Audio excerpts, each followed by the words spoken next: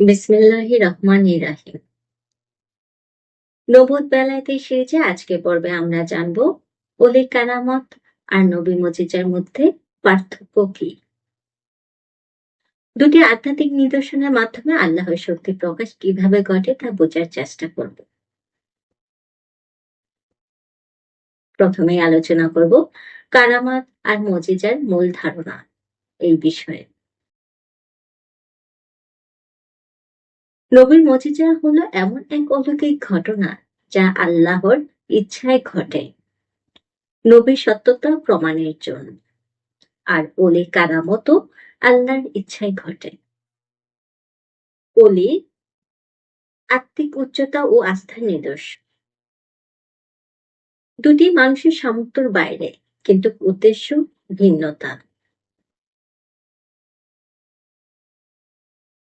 নবীর মুজিজা প্রমাণের জন্য। মুজিজা নবীর প্রেরিত হওয়ার প্রমাণ। যেমন মুসা আলাইহিসসালামের মুজিজা হলো লাঠি সাপ হয়ে যাওয়া। ঈসা আলাইহিসসালামের মুজিজা হলো মৃত ব্যক্তিকে জীবিত করা।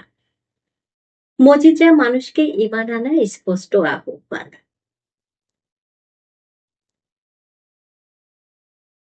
ওলি কারামত আধ্যাত্মিক অনুগ্রহ। কারামাত ওলির আধ্যাত্মিক উচ্চতার ফল, মানুষের অন্তরকে আল্লাহর দিকে ফেরানোর অনুপ্রেরণা। যেমন বায়েজিদ বোস্তামি রাদিয়াল্লাহু এর অতি প্রাকৃতিক ঘটনা, গাউস পাক রাদিয়াল্লাহু এক অলৌকিক সাহায্য। কারামত কখনো প্রকাশ পায়, কখনো গোপন থাকে।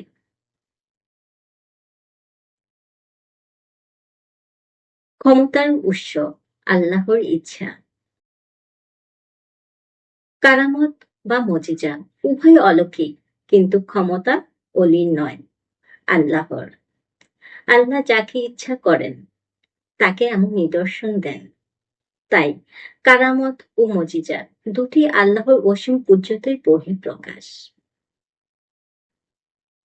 মূল ফারাক হলো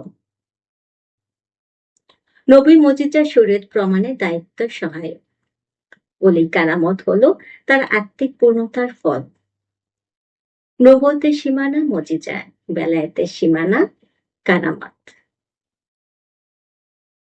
প্রিয় বন্ধুরা, মুজিজা আর কারামত দুটি আল্লাহর শক্তির নিদর্শন, কিন্তু আলাদা উদ্দেশ্য। আসুন আমরা এই জ্ঞানের আলো নিজেদের আত্মাকে শুদ্ধ করে আল্লাহর ভালোবাসায় নিজেকে সমর্পণ করি।